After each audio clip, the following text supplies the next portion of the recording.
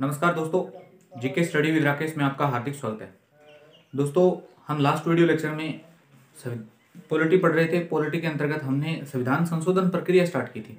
संविधान संशोधन प्रक्रिया में मैंने बताया था कि संविधान संशोधन प्रक्रिया कुल कितने प्रकार की होती है। तो भारतीय संविधान में कुल 3 तरीके, यानी भारतीय संविधान में कुल 3 तरीके से संविधान संशोधन की प्रक्रिया का उल्लेख किया गया। कुल 3 तरीकों में से कौन कौन से तरीके थे तो मैंने आपको बताया था। सबसे पहला था सामान्य बहुमत। सबसे पहला कौन सा था? सामान्य बहुमत। दूसरा था विशेष बहुमत। विशेष बहुमत। और तीसरा था विशेष बहुमत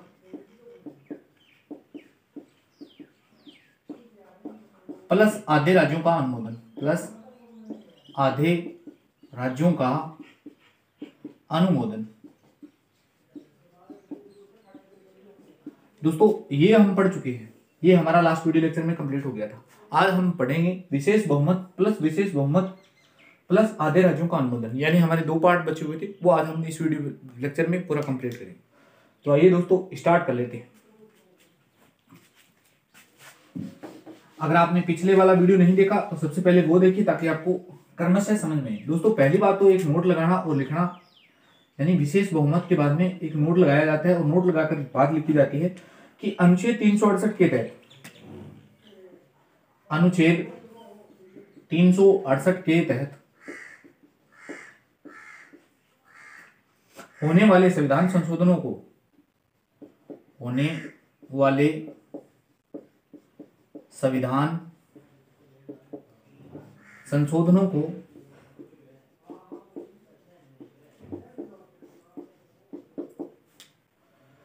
संविधान संशोधन के रूप में गिना जाता है। संविधान संशोधन के रूप में गिना जाता है। यानी अनुच्छेद 368 की प्रक्रिया के तहत जो संविधान संशोधन होगा उसे ही संविधान संशोधन के रूप में काउंट किया जाता है। अदरवाइज विशेष बहुमत यानी सामान्य बहुमत से होने वाला संविधान संशोधन कभी भी संविधान संशोधन के रूप में काउंट नहीं होता। और क्या लिख सकते हैं इसमें ये लिखेंगे सामान्य बहुमत से होने वाले, सामान्य बहुमत से होने वाले संविधान संशोधनों को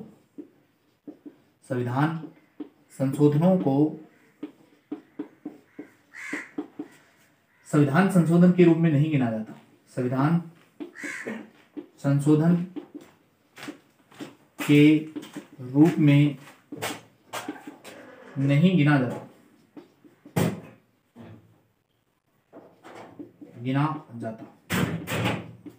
ये बात हमेशा नहीं। यानी अनुच्छेद 368 की प्रक्रिया के तहत होने वाले संविधान संशोधनों को संविधान संशोधन के रूप में गिना जाता है। अनुच्छेद 368 की प्रक्रिया के तहत विशेष बहुमत और दूसरा होता है विशेष बहुमत प्लस आधे राज्यों का अनुमोदन। उसके रूप में अगर संविधान संशोधन हुआ तो उसे संविधान संशोधन गिनेंगे। अगर संविधान संशोधन सामान्य बहुमत से हुआ है उसे 368 की प्रक्रिया में शामिल नहीं करेंगे। तो ये बात लिखिए दोस्तों, ये बात मैंने समझाने का प्रयास किया। तो आइए दोस्तों स्टार्ट कर लेते हैं। सबसे पहला बी नंबर हमारा विशेष बहुमत।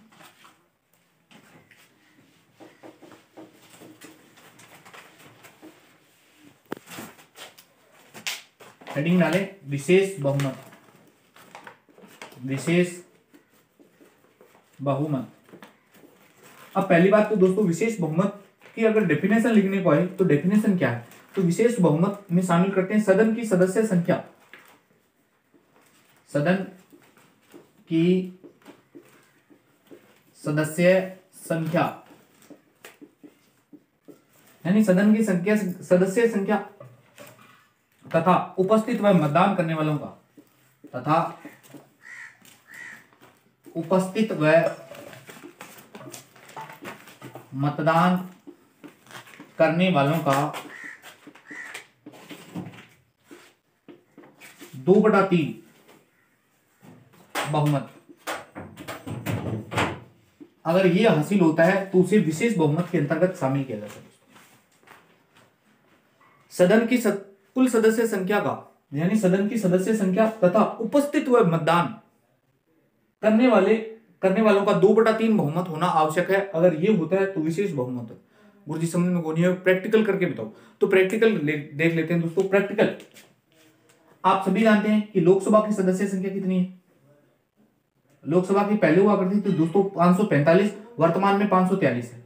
तो वर्तमान में 543 हुई, तो 543 का बहुमत कितना होगा, यानी 543 में अगर बहुमत निकालें तो 543 का पहली बात तो बहुमत कितना है, तो बहुमत 543/2 + 1 यानी 50% + 1 है बहुमत का मतलब। तो 543/2 अगर कुल मिलाकर सदस्य संख्या निकल कर आएगी तो आप सभी जानते हैं। अब की बार माननीय प्रधानमंत्री नरेंद्र मोदी ने यही कहा था कि बहुमत के लिए हमें कितनी सीटें चाहिए, 272 प्लस। तो 272 प्लस का मतलब क्या था कि 272 सीटें बहुमत के लिए आवश्यक है। इतनी सीट तो आवश्यक रूप, इससे ज्यादा आती है तो अच्छी बात है। तो ये लोकसभा का बहुमत है। सदस्य संख्या कितनी भी हो, इसे जितना मर्जी कर लेना। 600 करोगे तो 600/2 यानी 301 आ जाएगी। जितनी मर्जी रखो, मैंने तो प्रत्यक्ष रूप से आपको बता दिया। अगर राज्यसभा की तो राज्यसभा की निकाल के देख लो। 245 रखो, 245 अगर 252 रखना, यानी 245 रखेंगे तो 245 की हो जाएगी दोस्तों। अब ये तो बहुमत है। अब माना उपस्थित, अब उसमें लिखा हुआ है कि तथा उपस्थित तथा मतदान करने वालों का। अब उपस्थित मान लेते हैं, माना उपस्थित, मान लीजिए उपस्थित यानी 543 पे चुनाव हुए, उपस्थित उस दिन कितने हुए, 460 लोग उपस्थित हुए। लेकिन वोट मतदान कितनों ने दिया, मतदान दोस्तों मान लीजिए 450 लोगों ने मतदान दिया। 450 का 2/3 निकालो तो ये 150 आ जाएगा। 150 यानी ये कितना आ जाएगा। अगर 300 वोट एक पक्ष में पड़ते हैं तो इसका मतलब क्या हो जाएगा दोस्तों, इसका मतलब वह बिल पारित हो जाएगा लोकसभा से। नहीं समझ में आया, एक बार और मैं ये कह रहा हूं, सदन की सदस्य संख्या कुल कितनी है, 545, तथा उपस्थित व मतदान करने वालों का 2/3, यानी सदन की सदस्य संख्या का बहुमत चाहिए हमें, और उपस्थित है और तथा मतदान है उनका बहुमत अगर निकलता है तो वो बिल पारित होगा दोस्तों। अब निकलेगा कैसे, तो 272 तो होने चाहिए। अब आप कहोगे सर इनमें से मान्य कौन सा होगा, तो मान्य जो ज्यादा होगा वो मान्य हो जाएगा दोस्तों।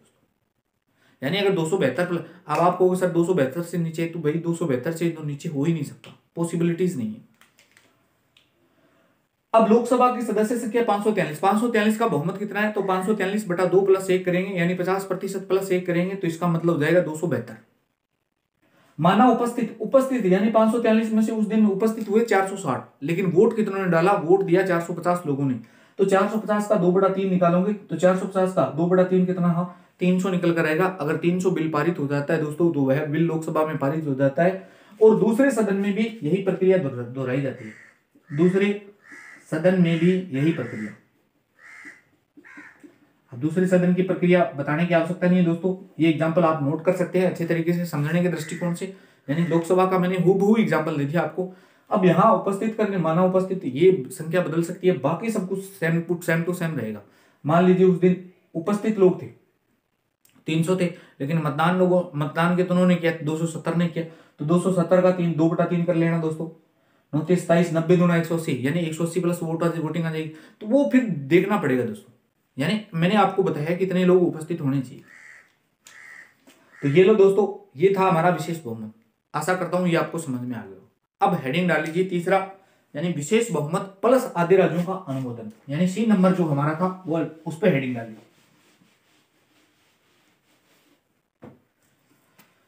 तो सी नंबर है विशेष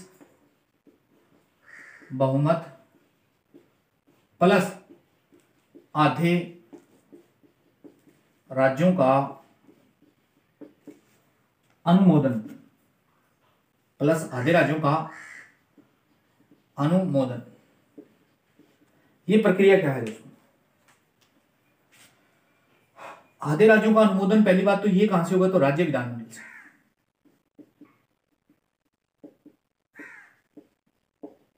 अब किसी राज्य में विधान परिषद नहीं है तो वो देखें, लेकिन राज्य विधानमंडल यहां लिखा हुआ स्पष्ट तौर पर, तो आप राज्य विधानमंडल काउंट करें। विशेष बहुमत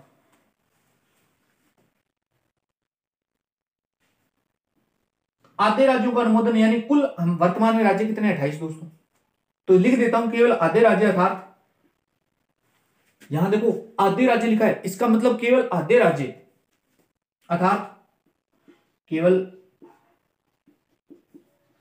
आधे राज्य अर्थात यानी 28 में से, अब उन्होंने नहीं लिखा है बहुमत, केवल आधे राज्य लिखा है। आधे राज्य का मतलब जो 24 का 28 का आधा कितना 14 ही, 15 नहीं चाहिए। फिर ये लाइन ध्यान रखना, स्टार लगा लेना दोस्तों, ये लाइन पूछी जा सकती है।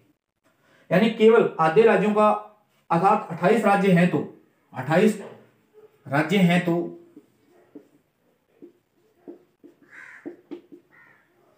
14 राज्यों का अनुमोदन, 14 राज्यों का अनुमोदन।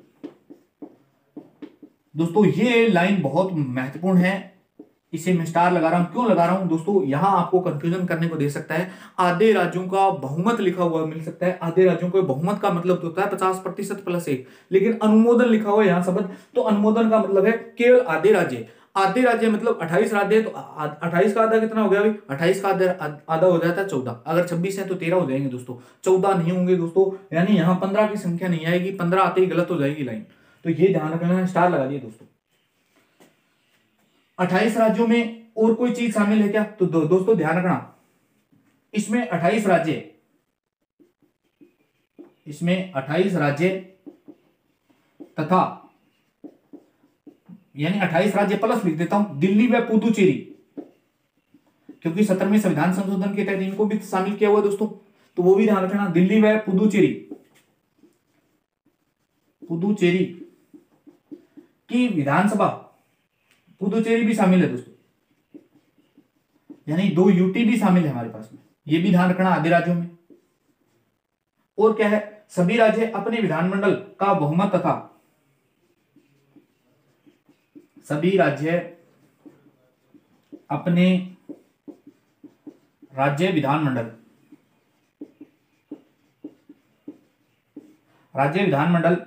का बहुमत तथा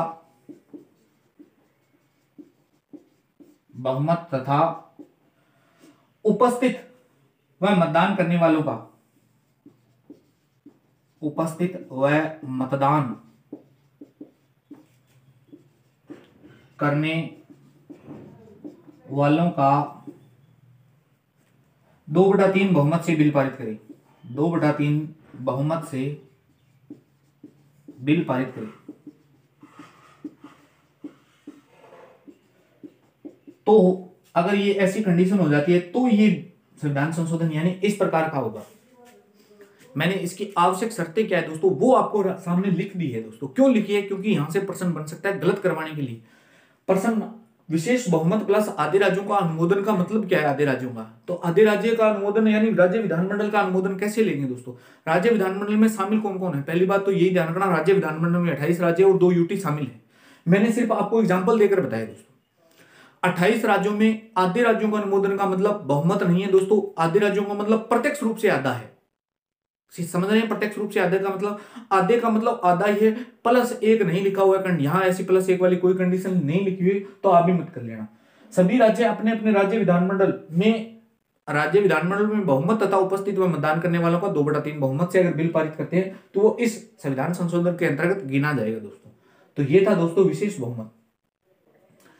इसके अंतर्गत अभी हाल फिलहाल में कौन सा बिल पारित हुआ है दोस्तों, 104वां संविधान संशोधन 2019 में हुआ था दोस्तों, जो एंग्लो इंडियन को लेकर था। यानी एक तो एससी और एसटी का आरक्षण की अधिकतम जो सीमा थी 10 वर्ष के लिए बढ़ा दी है दोस्तों 2030 कर दी गई है, और जो एंग्लो इंडियन का प्रावधान था ना दोस्तों उसको समाप्त कर दिया है। अब दोस्तों जबरदस्त कंट्रोवर्सी ये समाप्त का नहीं किया, इस पर मौन थे, यानी इस बिल में उन पर कोई बात नहीं की, इसलिए उनका आरक्षण स्वतः ही समाप्त हो गया।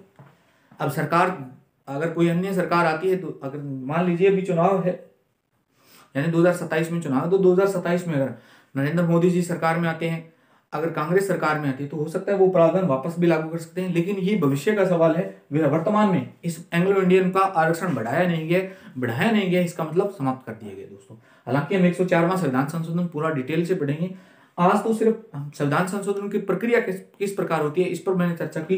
ए, बी और सी तीनों प्रकार का संविधान संशोधन आज कंप्लीट हो जाता है दोस्तों। अब हम पढ़ेंगे नेक्स्ट क्लास में, यानी एक तो हमने पढ़ लिया सामान्य बहुमत।